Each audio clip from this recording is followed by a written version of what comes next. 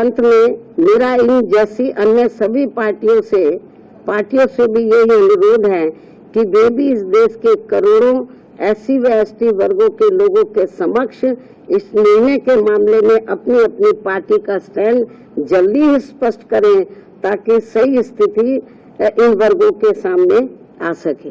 बाकी जो पार्टियां चुप बैठी हुई हैं, अपनी स्थिति स्पष्ट करें। चुनाव में तो ये बड़ी बड़ी बातें कर रहे थे, संविधान बचाने की, आरक्षण बचाने की।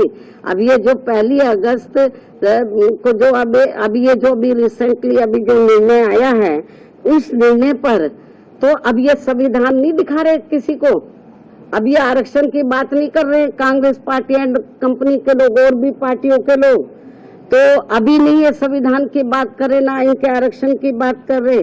तो इसलिए मेरा यही कहना है इन सभी पार्टियों से, चाहे बीजेपी है, कांग्रेस है, केवल आश्वासन देने से बीजेपी की ओर से आश्वासन आया, माननीय प्रधानमंत्री जी द्वारा केवल आश्वासन आया है। आश्वासन से काम नहीं चलेगा। इन लोगों को SC ST वर्गों को जो इस फैसले से, इस निर्णय से नुकसान हो रहा है, तो उस पर वो अपना सही स्टैंड ले। और ये कोई केवल आश्वासन से या गौर करने से, माननीय प्रधानमंत्री जी ने जो कहा है कि हम गौर करेंगे, आश्वासन दिया, उससे काम नहीं चलेगा। इसका बड़ा भारी नुकसान इन वर्गों के लोगों को हो रहा है। बेहतर तो यही होता कि कल जो इन्होंने 2-3 दिन पहले ही संसद के दोनों सत्र जो इन्होंने अनिश्चित काल के लिए स्थगित कर दिए हैं, बेहतर यही होता कि इसको ये अनिश्चित काल की बजाय तो ये थोड़े समय इसको ये नहीं करते, इसको कंटिन्यू रखते और 5-6 दिन के बाद पूरी तैयारी करके तो ये संशोधन विधेयक को ये पार्लियामेंट में इस मामले को लेकर पार्लियामेंट में संशोधन विधेयक ये लाते, लेकिन नहीं लाए।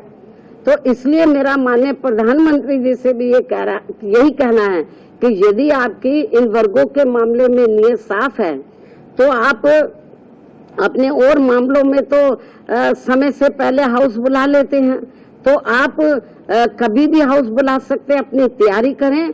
और ये जो 1 अगस्त 2024 को जो माननीय सुप्रीम कोर्ट का निर्णय आया है, तो इस निर्णय को निष्प्रभावी बनाएं, हाउस बुलाएं मतलब, और मालूम भी पड़ जाएगा कि हाउस में सभी दलों का क्या स्टैंड है। और मुझे क्या लगता है कि ये इनको जल्दी करना चाहिए, ये ठीक नहीं है। वरना जिन राज्यों में अब जल्दी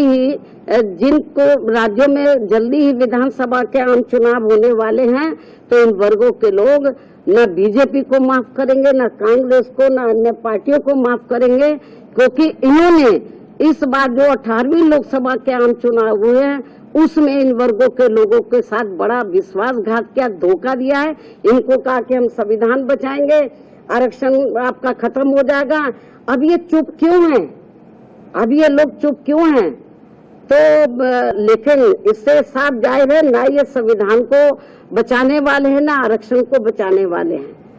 अब ये समझ में नहीं आ रहा आरक्षण को लेकर, ये जो संविधान को दिखाते घूम रहे थे सभी पार्टियों के लोग, अब क्यों नहीं संविधान को दिखा रहे हैं? अब क्यों नहीं आरक्षण की बात कर रहे हैं कि इनका आरक्षण जो निष्प्रभावी हो गया है, तो इसको प्रभावी बनाने के लिए इनको पार्लियामेंट का सत्र जल्दी ही शॉर्ट नोटिस में इनको बुलाना चाहिए और अपनी स्थिति बीजेपी की सरकार को क्लियर करनी चाहिए और बाकी पार्टियों को भी अपना स्टैंड क्लियर करना चाहिए।